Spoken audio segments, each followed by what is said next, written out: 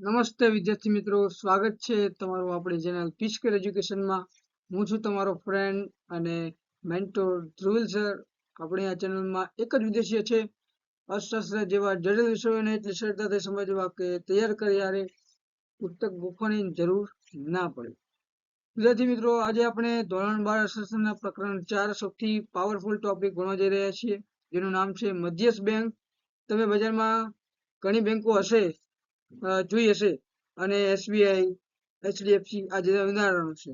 પણ શું તમે જાણો છો કે બધી બેંક પણ એક બોસ હોય છે? બધી જ બેંકોનો એક બોસ હોય છે. આજે આપણે બોસ એટલે આરબીઆઈ વિશે કરીશું, સમજ્યા? એના વિશે આપણે જાણીશું. સૌપ્રથમ તમને જણાવી દઉં કે આરબીઆઈ એટલે શું. What is central bank?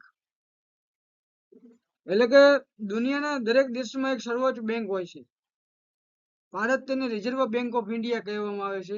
અલગ અલગ દેશના લોકો એને અલગ અલગ બેંક તરીકે ઓળખતા હોય છે, નામથી એને જાણતા હોય છે. જે અહીંયા નીચેનો ટોપિક છે, અહીંથી શરૂઆત કરી રહ્યા છે આપણે. અહીંયા સુધી પૂરું કરેલું હતું નેક્સ્ટ લેક્ચરમાં, એટલે અહીંથી સ્ટાર્ટ કરીશું.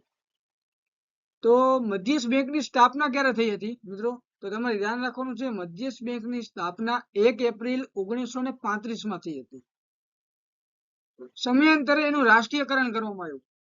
ક્યારે કરવામાં આવ્યું? 1 જાન્યુઆરી 1949 માં. કઈ તારીખે કરવામાં આવ્યું રાષ્ટ્રીયકરણ? 1 જાન્યુઆરી 1949 માં. તેનો મુખ્ય હેતુ શું છે? કે દેશમાં નાણાકીય સ્થિરતા જળવાઈ રહે અને પ્રજાનું હિત સાચવવું. સમજ્યા? હવે મધ્યસ્થ બેંકના મુખ્ય કાર્ય વિશે જાણીએ આગળ. ઓકે, કે મધ્યસ્થ બેંકનું કાર્ય શું હોય છે? આપણે આ વાત કરી લીધી. મધ્યસ્થ બેંકના કાર્ય વિશે વાત કરીએ. તો મધ્યસ્થ બેંકનું કાર્ય શું હોય છે? Main function of RBI.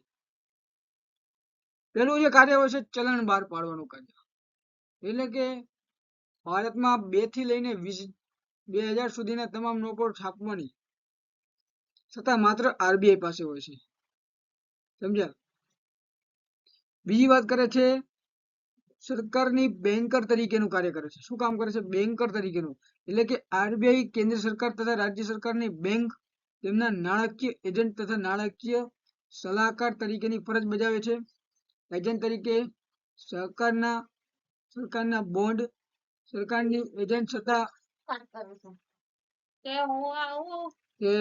Bond અને ધિરાણ, એટલે કે સરકારની બેન્કર તરીકેમાં એજન્ટ તરીકે સરકારના બોન્ડ, સરકારના ખાતાઓની ચલણી સિક્કાઓ, એક રૂપિયાના નોટ વગેરેનો વહીવટ કરે છે તથા સરકારને ધિરાણ પણ આપે છે.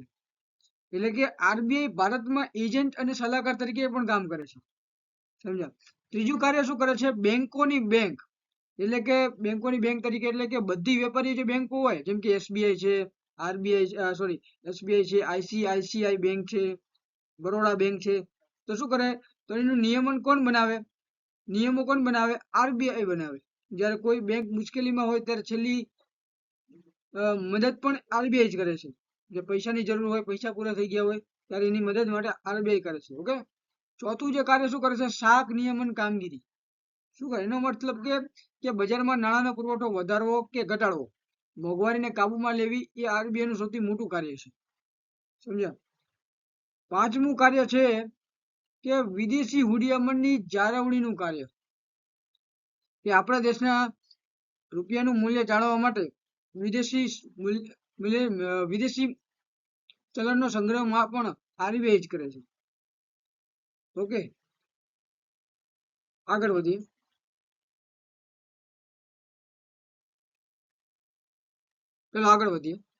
હવે આરબીઆઈ ના જે બધા આપણે જોયા કાર્ય, એ નાણાકીય કાર્ય હતા. હવે આપણે આરબીઆઈ ના બિન નાણાકીય કાર્ય વિશે જાણીશું, જેને ઇંગ્લિશમાં કહેવાય non monetary function of RBI.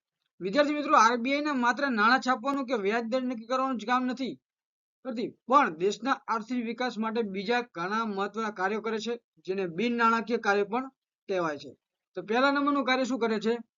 તો પહેલું કાર્ય કરે છે નિયમન અને દેખરેખ ની કામગીરી. એટલે કે ભારતમાં ભારતના સમગ્ર બજાર નાણાં બજારમાં અને વેપારી બેંક ઉપર દેખરેખ રાખવાનું પણ મુખ્ય કામ આરબીઆઈ કરે છે. એમાં પહેલું જે કામ કરે છે, બેંકોએ નવી શાખા ખોલવી હોય તો તેની મંજૂરી આપવી. બીજું કાર્ય કરે છે બેંકોની કામગીરીની પદ્ધતિ નક્કી કરવી. અને ત્રીજું જે કાર્ય કરે છે, ખાનગી બેંકો અને સહકારની બેંકો યોગ્ય સંચાલન થાય છે કે નહીં તેનું નિરીક્ષણ કરવાનું કામ કરે છે. ઓકે, નિયમન અને દેખરેખની કામ કરે, એમાં નિરીક્ષણનું કાર્ય હોય છે.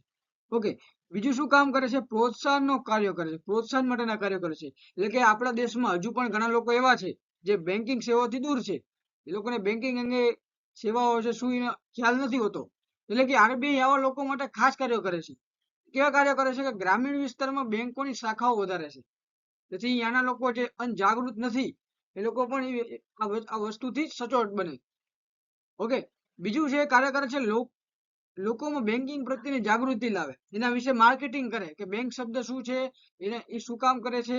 એ લોકો અભણ લોકો છે તેને સમજાવવાની કોશિશ કરે, તેથી લોકો પોતાના નાણાંને સુરક્ષિત રીતે બેંક કે આવી જગ્યાએ મૂકવાનો પ્રયત્ન કરતા હોય છે. ઓકે, પણ એ લોકોને પણ જાગૃતિ મળે છે, એ લોકોને પણ નોલેજ મળે છે, એથી એ લોકો ગેઇન થાય છે. ત્રીજું જે કાર્ય કરે છે, નાના ઉદ્યોગો અને ખેડૂતોને સરળતાથી ધિરાણ મળે છે એવી વ્યવસ્થા કરવી આપે, કે જે નાના ઉદ્યોગો હોય એમની પાસે નાની લોન લેવાની હોય, કેમ કે એટલી મૂડી ઓછી રહેતી હોય, ખેડૂતોને સરળતાથી ધિરાણ તેવી વ્યવસ્થા એમને મળતી હોય, જે ગરીબ ખેડૂતો હોય. સમજ્યા? ત્રીજું જે કાર્ય કરે છે, સમાવેશી વિકાસ માટેના કાર્ય. કયા કાર્ય કરે છે? સમાવેશી વિકાસના કાર્ય. ફંક્શન ફોર ઇન્ક્લુઝિવ ડેવલપમેન્ટ, એટલે કે અર્થતંત્રના દરેક વર્ગમાં લોકોના વિકાસ થાય તે જોવાની જવાબદારી કોની હોય છે? આરબીઆઈ. દરેકનો અર્થતંત્રની અંદર દરેક વર્ગ હોય, ગરીબ વર્ગ હોય કે અમીર વર્ગ હોય. ઓકે, દરેક વર્ગનો વિકાસ થાય તે જોવાની જવાબદારી આરબીઆઈની છે. પહેલું જે કાર્ય છે, ખેતી અને નાના ઉદ્યોગોને પ્રોત્સાહન નથી, સમાવેશી વિકાસ માટેના કાર્યો પણ કરે છે. ફંક્શન ઓફ ઇન્ક્લુઝિવ ડેવલપમેન્ટ, એટલે કે આ વાત તો આપણે થઈ ગઈ છે. પહેલું જે એમાં કાર્ય કરે છે, ખેતી અને નાના ઉદ્યોગોને પ્રોત્સાહન આપવું. જે નાના ઉદ્યોગો હોય જે લોકોને વિકાસ કરવો હોય, પોતાના જે રીતની ખેતી કરી રહ્યા છે એની અંદર એમાં વિકાસ કરવો હોય, નાના ઉદ્યોગોમાં પણ થોડો વિકાસ કરવો, તેના માટે શું કરે? નાણાકીય સુવિધાઓ પૂરી પાડે, એ લોકોને લોન આપે, ધિરાણની સુવિધાઓ પૂરી પાડે, એ અંગેના કાર્યો કરતી હોય છે. બીજું જો કાર્ય કરતી હોય છે, બેન્કિંગ ક્ષેત્રમાં થતી જે છેતરપિંડીને રોકવી, જેથી ગ્રાહકોને બેંક પર ભરોસો જળવાઈ રહે. એટલે કે બેન્કિંગમાં જે છેતરપિંડી થતી હોય, જેમ કે નાણાકીયનું શોષણ થઈ જવું, પછી બીજું ફ્રોડ. ઓકે, ફ્રોડ અંગેના જે આપણે જોવા મળે છે તે અંગેના કાર્યોથી ટાળવું, એટલે સિક્યોર સિસ્ટમ રાખવી, એટલે લોકોને ભરોસો થાય કે બેંકમાં કોઈ દિવસ એવું ઇલીગલ કે છેતરપિંડીનું કાર્ય થતું નથી. ત્રીજું જે કાર્ય કરે છે, ગ્રાહકોના ફરિયાદના નિવારણ માટે બેન્કિંગની ઓમ્બડ્સમેન જેવી યોજનાઓ ચલાવે. એવું કે તમે એક્ઝામ્પલ તરીકે તમે બેંકમાં જાઓ છો અને બેંકના જે કર્મચારી દ્વારા કઈ તમને એ રીતે બોલવામાં આવે, તમારું જે કામનું જે સમાધાન ન થાય અને કામ થતું અટકી જાય, તો તમે આવી રીતે બેંકના જે ઓમ્બડ્સમેન જેવી યોજના હોય છે કે બેન્કિંગના કાર્યને બનાવવા ચલાવી, યોજના ચલાવી.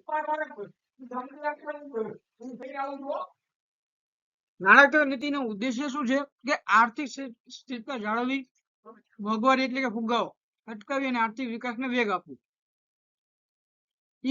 હવે વિચાર કરે કે નાણાકીય નીતિ કોણ ઘડે છે? તો નાણાકીય નીતિ ભારતમાં નીતિ બનાવવાની અને અમલમાં મૂકવાની સફળ જવાબદારી મધ્યસ્થ બેંકની હોય. સમજ્યા?